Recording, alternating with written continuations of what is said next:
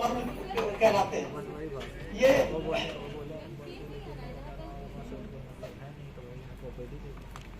according to medical definition, specific part of the body which are very vulnerable to trauma known as मर्म, जो प्राण की ऊर्जा का केंद्र होते हैं, आघात के होने पर घातक हो सकते हैं, इसलिए उनको क्या कहते हैं, मर्म कहते हैं। ठीक है। Any trauma to these places may lead to death or many other complications regarding the physiological function and anatomical configuration। या तो हाथ पैर बेकार हो जाएगा या वो काम करना बंद हो जाएगा। ठीक है।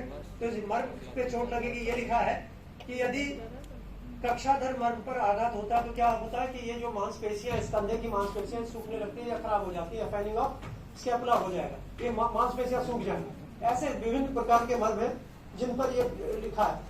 और फिर हम लोगों को ये बताया जाता था जब हम लोग बनारस हिंदू विश्वविद्यालय में पढ़ने आए,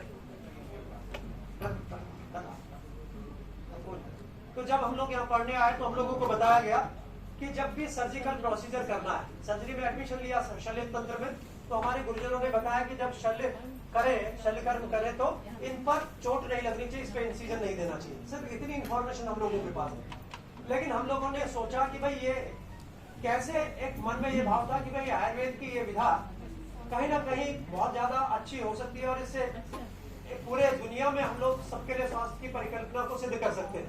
तो रिट्रोग्रेड स्टडी की। रिट्रोग्रेड स्टडी का मतलब क्या, हम लोगों के पास एक सूचना थी कि जब गर्दन और सिर के जोड़ पर चोट लगती है तो क्या होता है, चलमूला होती है। यहाँ पे एक मर्म होता है जिसको क्या कहते हैं, त्रिकाटिका मर्म कहते हैं।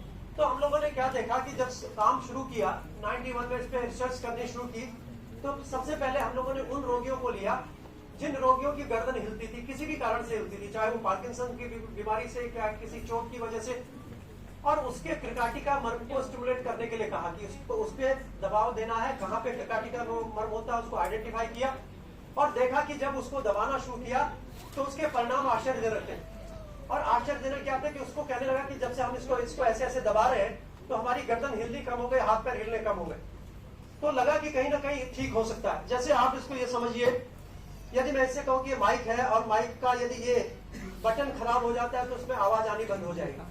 तो इसका मतलब क्या, यदि हम इसको ठीक करेंगे तो आवाज वापस आनी चाहिए, ये सिस्टम है नहीं है। तो उस सिस्टम के आधार पे हम लोगों ने इस पे काम करना शुरू किया और फिर देखा कि जो मैथ्यू शुश्रुत ने लिखे हैं उनको एक एक मर्म को आइडेंटिफाई किया, उसके कॉम्प्लिकेशंस नोट किया और वो देखा कि वो किस वजह से होते हैं, कौन सी नर्व उसमें अफेक्टेड होती है या कौन सा जॉइंट अफेक्ट होता है, क्या होती है। और उसके बाद उससे संबंधित मर्म को स्टिमुलेट करने की कोशिश की और देखा कि बहुत ज्यादा आश्चर्यजनक रूप से परिणाम ऐसे ही। देखिए जैसे इन मरीजों को देखकर आपको आश्चर्य हो रहा है तो पहले हमको भी आश्चर्य होता था कि हो कैसे रहा है। क्योंकि देखिए मैंने भी वही चीज पढ़ी जो आप लोग पढ़ रहे हैं, जो हमारे साथियों ने पढ़ा, जो यहाँ डॉक्टर के एम द्विवेदी ने पढ़ा, जो डॉक्टर डी एन पांडे ने पढ़ा, वो हम साथ एक बैच के, तो वही चीजें हमने पढ़ी। तो क्या किया हमने, इन लोगों से यदि मैं शेयर करता तो ये हमें गाली देते। क्या गाली देते कि कहते कि भाई जिस मर्म पर चोट लगने से आदमी मर जाता तुम उसको दबा रहे हो, मारोगे क्या मरीज को, ये तो कहते हैं। और क्या कहते हैं, ठीक है, क्योंकि वो एक तरह की सूचना। हमने इनसे बात नहीं की, किसी भी आयुर्वेद के फैकल्टी या मेडिकल फैकल्टी के साथ काम नहीं किया। हमने काम किसके साथ शुरू किया, नए रोगियों के साथ काम करना शुरू किया और रोगियों को भी ये नहीं बताया कि हम क्या कर रहे हैं। ड्यूरिंग इंस्पेक्शन और पैल्पेशन जो पाल्पेट कर रहे हैं, उस बहाने से हम लोगों ने उसको छूना शुरू किया, क्योंकि हमें भी डर था कि भाई कहीं ये कोई घातक तो नहीं हो सकता, कोई नुकसान तो नहीं हो सकता, इसलिए उस पर धीमे धीमे देखा। लेकिन रोगियों ने क्या बताना शुरू किया कि भाई आपने जब इसको ऐसे ऐसे दबाया तो उसके बाद से तो मेरा दर्द चला गया, इसके बाद से तो मेरा ये हाथ पीछे उठने लगा, इसके बाद से तो मुझे ब्लड प्रेशर ठीक हो गया, इसके बाद से तो मेरी डायबिटीज ठीक हो गई। जब लोगों ने ये कहने शुरू किया तो फिर हम लोगों को एक कॉन्फिडेंस आया और फिर हमने उसका डेटा लिया और कैसे ये काम करती है उसको शास्त्र से मिलाया और विज्ञान से मिलाया कि कैसे वो काम करती है। तो उसके पूरा का पूरा विज्ञान उद्घाटित हो गया और उसमें हम लोगों ने लगभग 6-7 किताबें इसमें लिखी और 50 उसमें पेपर पढ़े और इसको योग के विद्यार्थियों के साथ काम करना शुरू किया। योग के विद्यार्थियों के साथ कैसे काम करना शुरू किया कि जब भी हम कोई भी यौगिक एक्सरसाइज करते हैं, यौगिक प्रैक्टिस करते हैं, आसन करते हैं, तो ultimately just we are stimulating some specific part of the body. और वो वही मर्म बिंदु होते हैं जो मर्म है जब भी हम कोई आसन करते हैं। जैसे हम लोगों ने पद्मासन लगाया तो पद्मासन लगाने से जो हमारी एडी इनग्वाइनल रीजन पर जो स्पर्श करती है उस जगह पे एक विटप मर्म होता है और विटप मर्म पर चोट लगने से व्यक्ति में नपुंसकता आती है, ऐसा मैथ्यू शुश्रुत ने लिखा। तो अब हम लोगों ने उसको आइडेंटिफाई कर लिया और जहां नपुंसकता के केसेस, जहां इनफर्टिलिटी की कंडीशन होती थी, उसमें हम लोगों ने उस मीटअप मर्म को स्टिमुलेट करने के लिए मरीजों को बोला, तो कहने लगे उसमें बहुत सारे अच्छे परिणाम मिले कि भाई ये बहुत ऐसे देखिए उसमें फेलियर भी है। यदि कंप्लीट कहीं कोई ऐसा कोई स्ट्रक्चरल डिफेक्ट नहीं है, कोई फंक्शनल डिफेक्ट है, तो निश्चित रूप से मर्म के माध्यम से 100% ठीक होता है। लेकिन यदि कोई कहे कि भाई कान में कॉकलिया नहीं है हमारे, ठीक है, कॉकलियर इम्प्लांट के लिए बताया कि कॉकलिया है ही नहीं, तो आप कहेंगे कि भाई मैं विदुर मर्म दबा के उसके कान में उसकी साउंड को वापस ला दूंगा, तो ये संभव नहीं है। संभव है नहीं है। ऐसी स्थिति में आपको बचना, यदि कोई बड़ा सा करीबन 50 ग्राम का कोई गॉल स्टोन पड़ा हुआ है, तो क्या आप उसको गॉल स्टोन को मर्म की सहायता से निकाल सकते हैं? नहीं निकाल सकते, क्योंकि सीबीडी का साइज आप जान रहे हो कितना होता है। कोई बहुत बड़ा स्टोन यदि है तो उसको नहीं निकाल सकते। तो इसकी लिमिटेशन आपको समझनी चाहिए। और यदि आप कोई इंसिजनल हर्निया, पूरा इंसिजनल हर्निया है और इंसिजनल हर्निया को आप कहें कि मैं मर्म दबा के इसको ठीक कर दूंगा, तो संभव नहीं। मर्म से आप क्या कर सकते हैं? मर्म से उस मसल की आप स्ट्रेंथ बढ़ा सकते हैं, मसल को प्रोट्रूड होने से बचा सकते हैं, बहुत सारी चीजें कर सकते हैं। लेकिन जो रिपेयर है, just you have to go for the repair.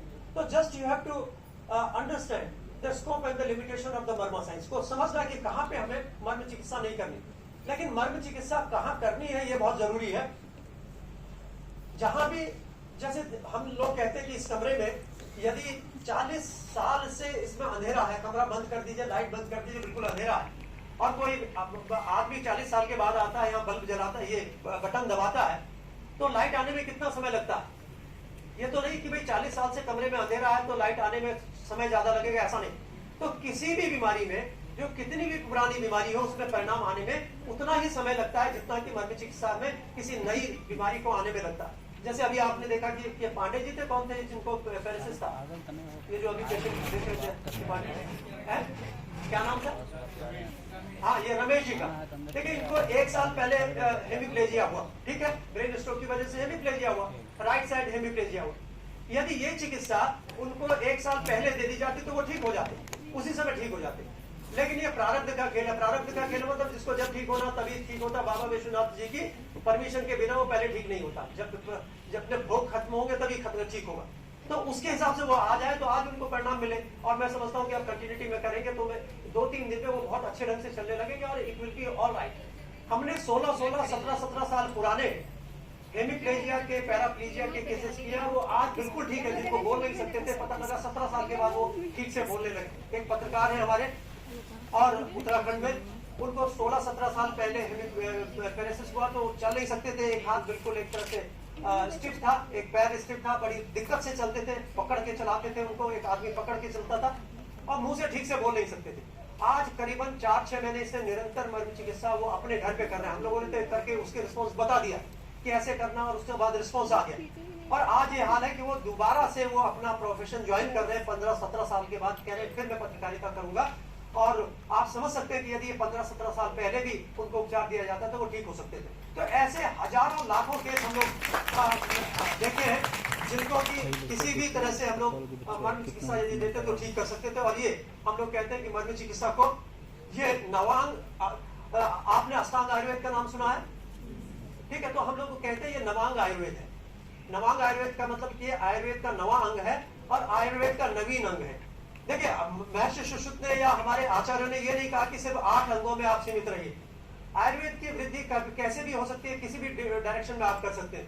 तो इसको नवीन अंग भी कहते हैं और क्या कहते हैं, नवा अंग भी कहते हैं। और इसको जैसे शल्य तंत्र के लिए कहा जाता है कि सर्वतंत्र सामान्य, हर तंत्र में इसकी उपयोगिता है। हर तंत्र का मतलब क्या है, ENT में इसकी जरूरत हो सकती है, गायनी में इसकी जरूरत हो सकती है, कायजी चिकित्सा में इसकी जरूरत हो सकती है।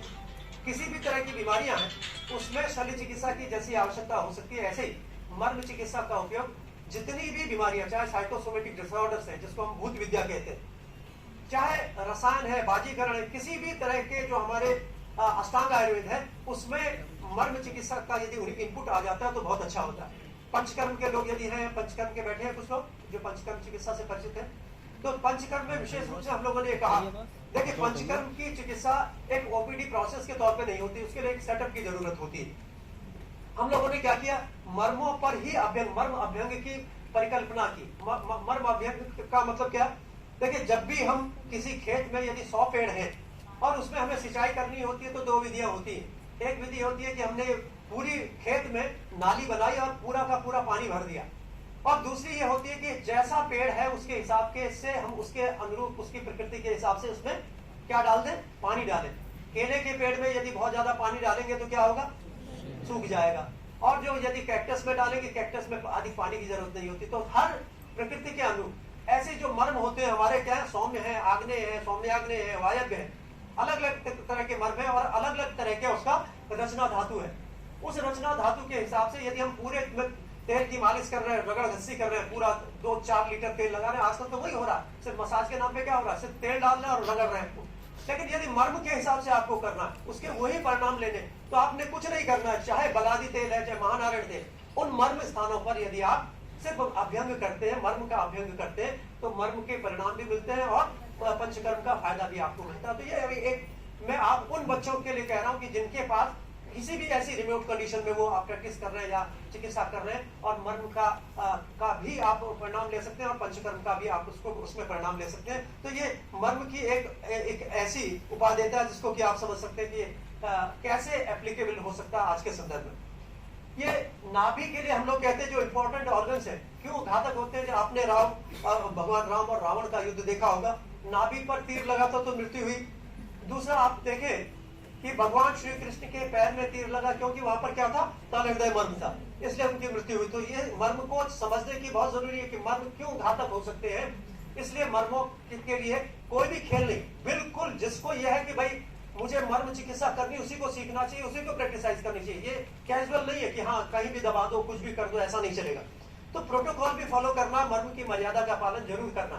बिना मर्म की मर्यादा का पालन किए हुए, देखिए हमें प्रोफेसर देशपांडे साहब हमारे जो गुरुजी थे, वो बताते थे कि the tissue respect is very important.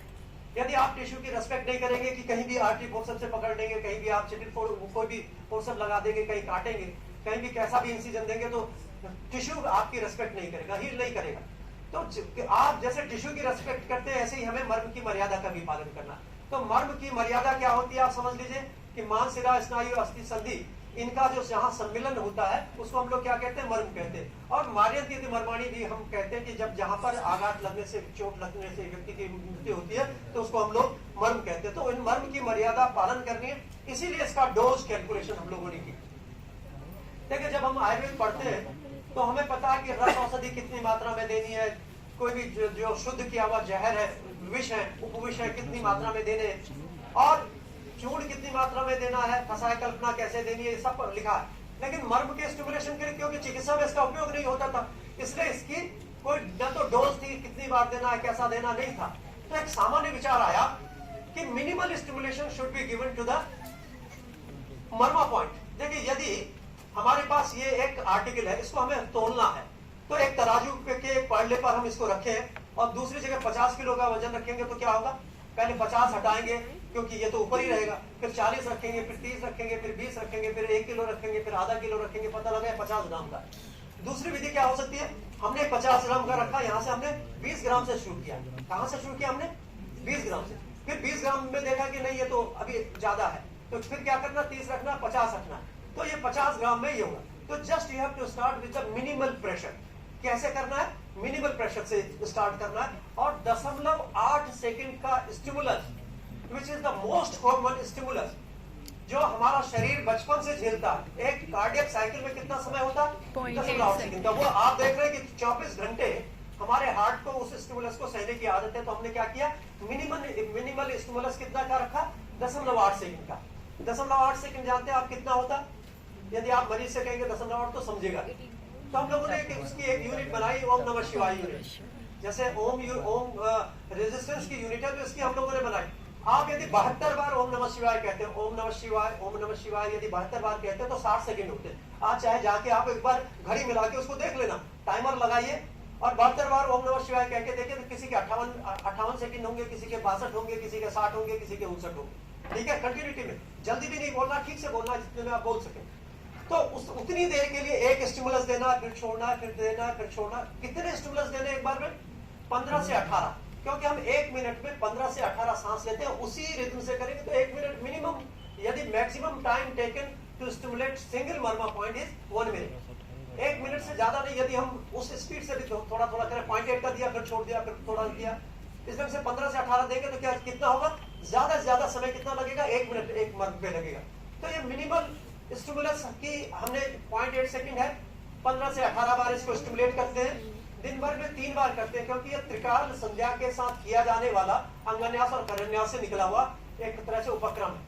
ठीक है, दिन भर में हम क्या करते हैं? 3 बार संध्या करते हैं, 3 बार हम या कहते हैं क्या कहते हैं शिखा बंधन करके और अंगों को स्पर्श करते हैं। तो चाहे हवन करते हैं, यज्ञ करते हैं या कोई भी पूजन करते हैं, तो अंगों का अंगन्यास और करन्यास किया जाता है। तो ये वही मर्म बिंदु है जिनका हम अंगन्यास और करन्यास के दौरान, जिसको मर्माच्छादन कहते हैं, मर्म कवच कहते हैं, बहुत सारी चीजों से वेदों में भी और सारी चीजों में लिखा, लेकिन मर्मों से आच्छादन किया जाता था। अब हम लोग इसको डायरेक्ट प्रेशर से मर्म चिकित्सा के माध्यम से इसको उपचारित करते हैं। और प्रेशर कितना देना है? अफोर्डेबल और एप्रिशिएबल। अफोर्डेबल का मतलब उसको महसूस कर सके, बेरेबल होना चाहिए, उतना नहीं कि आपने जोर से दबाया, पता लगा बेहोश हो गया, या उसको बहुत भयंकर दर्द हो रहा, तो उसको एक एफोर्ड भी कर सके, बेर कर सके और एप्रिशिएबल हो। अब आप ये कहें कि मैं ऐसे ऐसे करूंगा और ये मर्म चिकित्सा हो गई, तो नहीं। तो एप्रिशिएबल भी होना चाहिए, वो महसूस होना चाहिए कि प्रेशर है, उस एप्रिशिएबल होना चाहिए, और क्या कहते हैं, और दूसरा एफोर्डेबल होना चाहिए। तो ऐसी स्थिति में आप समझ सकते हैं, ये दूसरी चीज मैंने बताई। तीसरा उदाहरण आपको बताया जीसस क्राइस्ट का, इसमें भी हाथ और पैर में नेलिंग कर दी गई थी, जिससे उनकी डेथ डिवाइस हुआ। ये पुरानी बात है। अब ये एक और उदाहरण है स्तपनी मर्म का। आपने विषालग्न मर्म की बात सुनी हो। विषालग्न मर्म का मतलब है कि ये जिस शल्य पर जब हम शल्य को निकाल देते हैं तो तुरंत वहां के क्षय से व्यक्ति की मृत्यु हो जाती है। तो ये आपने श्रवण कुमार का नाम सुना होगा कि यहाँ पर राजा दशरथ का तीर लगा, जैसे ही तीर निकाला गया वैसे ही उसकी डेथ हो गई, तो इसको विषालग्न मर्म कहते। तो इन्हीं चीजों से हमें मर्म की उपयोगिता, उपादेयता और उनकी जो मर्यादा समझ में आई कि भाई ये बहुत खतरनाक होते हैं, इसलिए इनके साथ छेड़छाड़ नहीं करनी। अब ये जो पुरानी चीजें हमने आपको बताई और नए रिसेंट है कुछ, जो फिलिप ह्यूज, मैं समझता हूँ कुछ लोगों ने सुना होगा, आप जब छोटे रहे होंगे 8-10 साल पहले, तो ये फिलिप ह्यूज बस ऑस्ट्रेलियन क्रिकेटर, बड़ा अच्छा बैट्समैन था। इस पे भी एक बॉल लगी कनपटी में और उसकी डेथ हो गई। बाहर से चोट नहीं है, पता लगा अंदर ही अंदर यहाँ पे शंख मर्म होता है, तो हमें लगा कि भाई ये कहीं ना कहीं मर्म ऐसे होते हैं कि जो घातक हो सकते हैं, सिर पर चोट लगने की। इसी ढंग से रेमन लांबा पे भी चोट लगी और चोट लगने के बाद उसका डिवाइस हो गया। तो हम लोग मानते हैं कि जब तक हमारे मर्म सुरक्षित रहते हैं तो व्यक्ति जिंदा रहता है, और जब मर्म आघातित होते हैं तो ये इसकी डेथ हो जाती है। तो हम लोग मर्म चिकित्सा को कहते हैं कि ये यूनिवर्सली सस्टेनेबल मेडिकल साइंस है। दुनिया की सबसे प्राचीनतम चिकित्सा पद्धति यदि कुछ कोई है तो मर्म चिकित्सा है। ठीक है, मैं कल एक मजाक में कह रहा था कि यदि मैं आपसे प्रश्न पूछूं कि रावण के शरीर में कितने मर्म थे, तो कोई बता सकता है? प्लस 107। ठीक है, 107। तो एक आदमी, एक सिर और शरीर के कितने होते हैं? 107, और बाकी 9 सिर के कितने हो गए? 37 × 9। तो रावण के शरीर में कितने मर्म होंगे यदि मैं पूछूंगा, तो ये प्रश्न आएगा। अब आगे के जब अध्याय हो जाएंगे, अब आप जब हम सिलेबस में लगा देंगे तो आपसे पूछेंगे, फिर पूछेंगे अष्टभुजा जो है उनके कितने मर्म होते हैं, तो 11-11 और जोड़ने। क्या जोड़ने? ठीक है, ठीक समझ रहे मेरी बात? उतने मर्म होंगे। तो आपको पता होना चाहिए कि कंठ के ऊपर कितने मर्म होते हैं। तो 37 मर्म होते हैं। सबसे पहले रावण के ही मर्म गिनने में सबसे ज्यादा समय लगेगा, इसलिए आपको जानना चाहिए। तो ये जो मर्म चिकित्सा होती है यूनिवर्सली सस्टेनेबल मेडिकल सिस्टम है, और तब से है जब से मनुष्य इस धरा पर है, तब से ये सारे के सारे मर्म हैं, और इससे हम लोग लाखों करोड़ों लोगों तक पहुंच पाए हैं। और क्योंकि देखिए इस समय हम लोग करीबन 2011 से ये कोर्सेज कई विश्वविद्यालय में चला रहे हैं। दिल्ली के भारतीय विद्या भवन में पढ़ाते हैं, गुरुकुल कांगड़ी विश्वविद्यालय में MSc में पढ़ाते हैं, ये देव संस्कृति विश्वविद्यालय में इसके पाठ्यक्रम में ऐसे सर्टिफिकेट डिप्लोमा से लगभग 11-12 विश्वविद्यालयों के पाठ्यक्रम में इसको सम्मिलित किया है, और हजारों बच्चे मर्म चिकित्सा के द्वारा लाखों लोगों तक पहुंचे हैं, और उसके बहुत ज्यादा उत्साहजनक परिणाम है। तो इसलिए हम ये मानते हैं कि it is the non surgical, non medicinal option, और ये गरीब से गरीब व्यक्ति की चिकित्सा कर सकता है, और वो उस अमीर व्यक्ति की भी चिकित्सा कर सकता है जिसने लाखों रुपए खर्च कर दिए, लेकिन वो करोड़ों रुपए खर्च करके भी ठीक नहीं, वो मर्म चिकित्सा के माध्यम से भी उसको लाभ दिया जा सकता है। और कौन कौन सी बीमारियां हैं? हाइपरटेंशन, डायबिटीज, पेनफुल नी डिजीज, और ये बहुत सारी बीमारियां जो ये सारी चीजें ठीक हो सकती हैं। इसमें हम लोग बाकी सारी चीजों की तरफ कम ध्यान देंगे, क्योंकि जल्दी से मुझे 10 मिनट में इसको कंप्लीट करना, उसके बाद हम लोग मरीज देखते हैं। तो मर्म चिकित्सा को हम लोग कहते हैं कि it is the instant way of the healing. मर्म चिकित्सा के लिए मैं कल भी बार बार हम लोग ये बताते हैं कि आयुर्वेद का फार्माकोपिया दुनिया का सबसे बढ़िया समृद्ध फार्माकोपिया है। लेकिन ये विश्व की सबसे जो प्रचलित चिकित्सा पद्धति क्यों नहीं हो पाई, उसके पीछे क्या कारण है? उसके पीछे 2-3 कारण। एक तो दुराग्रह है, दूसरी चिकित्सा पद्धतियों के लोगों का दुराग्रह है कि भाई इसमें आप मेटल यूज करते हैं, क्योंकि उनको पता कुछ नहीं। देखिए, अंधे व्यक्ति को रूप और गुण की प्रशंसा का अधिकार नहीं, वो अंधे हैं, वो जानते ही नहीं आयुर्वेद में क्या है। वो वैसे ही झूठे बोल रहे हैं कि भाई मेटल से आप भस्म यूज कर रहे हैं तो आपका किडनी खराब हो रहा है, फलाना खराब। हम तो 40 साल से इस्तेमाल कर रहे हैं, पता नहीं हम हजारों लाखों मरीजों में इस्तेमाल किया, आज तक किसी का किडनी खराब नहीं हुआ। तो ये एक तो दुराग्रह है। दूसरी 2 चीजें और कही जाती हैं कि you don't have the instant pain management, कि आपकी चिकित्सा पद्धति में तुरंत वेदना का उपाय नहीं है, यही कहते हैं ना। और दूसरा इमरजेंसी मैनेजमेंट नहीं। तो इमरजेंसी मैनेजमेंट में कल भी बात कह रहा था। देखिए, आप लोग भी जब भी आपसे कोई कहे, कोई भी आपका काउंटर पार्ट कहे कि आपके पास इमरजेंसी मैनेजमेंट नहीं है, हम इमरजेंसी करते, तो उनसे कहिए कि भाई इमरजेंसी की परिभाषा बता, तुझे आती है इमरजेंसी की परिभाषा? इमरजेंसी किसे कहते हैं? यदि इमरजेंसी कब होती है? अस्पताल में कोई इमरजेंसी होती है? कभी नहीं होती। मुखर होके कहिए। इमरजेंसी होती है 50 किलोमीटर दूर, खेत में होती है, खलियान में होती है, गाड़ी में होती है, हवाई जहाज में होती है, पहाड़ पे होती है, किसी रिसोर्ट में होती है, अपने घर पे होती है इमरजेंसी। आप किसके पोस्ट इमरजेंसी के जो कॉम्प्लिकेशंस है उनको इलाज करते हो, उसको इमरजेंसी कह के हमें बेवकूफ बनाते हो। आप क्या करते हो? आप कोई इमरजेंसी का इलाज नहीं करते। आपको भी मुखर होकर कहना कि इमरजेंसी आपके अस्पताल में नहीं हो रही है, ये करीबन 10 घंटे पहले, 3 घंटे पहले, 2 घंटे पहले, आधा घंटे पहले इमरजेंसी हो चुकी। समझ रहे हैं हमारी बात? तो उसका उपचार किससे हो सकता है? वहीं पर मर्म चिकित्सा से उसका उपचार हो सकता है। दूसरी कोई चिकित्सा पद्धति नहीं है जो साइट पर या इमरजेंसी का कोई उपचार करते हो। इमरजेंसी तो मर्म चिकित्सा के माध्यम से क्या कर सकते हैं आप? इमरजेंसी का उपचार कर सकते हैं। तो ये इंस्टेंट वे ऑफ हीलिंग है, परमानेंट वे ऑफ हीलिंग है, it is the natural way of healing and it is non invasive way of healing. इसमें किसी ढंग का कोई इंटरवेंशन करने की जरूरत नहीं होती, कोई कैथेटर नहीं डालना है, कोई सुई नहीं लगानी, कोई निडल प्रिक नहीं करनी। तो आप इसके माध्यम से तुरंत इमरजेंसी मैनेजमेंट कर सकते हैं। तो गर्व से हर व्यक्ति को कहना चाहिए कि इमरजेंसी का मैनेजमेंट यदि कोई कर सकता है तो आयुर्वेद के विद्यार्थी कर सकते हैं, और वो भी किसके माध्यम से कर सकते हैं?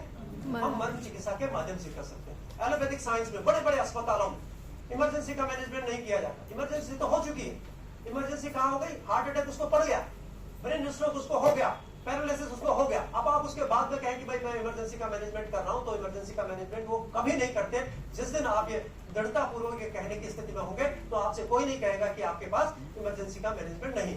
ठीक है? तो इसलिए इन चीजों को समझिए और उनके बातों का, जो गलत बातें, उनका मुखर होकर जवाब दीजिए, तभी आप अपनी साइंस के साथ आप एक तरह से उसका भला कर सकेंगे। तो मर्म चिकित्सा क्या है? It is the oldest way of healing and it is easily available. Easily available का मतलब क्या है? इसमें 2 आदमी चाहिए होते हैं, ना किसी इंस्टीट्यूशन की जरूरत है, ना किसी बहुत बड़े एसी कमरे की जरूरत है, ना कहीं कोई एक आदमी वो चाहिए जिसमें 107 मर्म स्थान होते हैं, हर व्यक्ति में होते हैं, वो जिंदा होना चाहिए। ठीक है? समझ रहे हमारी बात? आदमी तो है। मर्म चिकित्सा किसमें की जा सकती है? जिसमें प्राण हो। दूसरी चीज क्या? एक ऐसा व्यक्ति होना चाहिए जो उस प्राण की ऊर्जा के केंद्रों को जानता हो और उसकी एक्टिविटी को जानता हो, उसको कैसे स्टिमुलेट करना उसको जानता हो। तो एक तो मर्मज्ञ होना चाहिए और एक मर्मी होना चाहिए। तो मर्मी और मर्मज्ञ का खेल है। जैसे जीव और ईश्वर है ना, ऐसे ही इसमें भी 2 के अलावा तीसरा नहीं।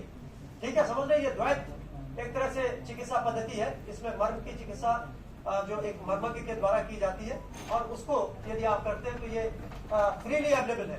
इसमें कोई इलाज लग रहा है? देखिए, यदि एक टेलीविजन आपने खरीदा, 5 लाख का टेलीविजन खरीदा बहुत बड़ा, उसके साथ एक रिमोट फ्री मिलता, तो क्या रिमोट दबाने के कहीं पैसे होते हैं? रिमोट तो आप कोई भी दबाएगा तो होगा। तो आप ये भी मत समझिए कि आपके दबाने से मरीज ठीक हो रहा। ठीक है? यदि एक छोटा बच्चा टीवी के सामने खड़े होकर रिमोट दबाता है और उसमें आस्था चैनल या DD1 DD2 आने लगता, मन की बात में हमारे माननीय प्रधानमंत्री जी सुनने लगते, बच्चा खुश हो कि भाई देखो मैंने तो मोदी जी को बोलने के लिए मजबूर कर दिया, मेरी वजह से बोल रहे हैं। तो पॉसिबल है नहीं, क्योंकि वो सिस्टम है।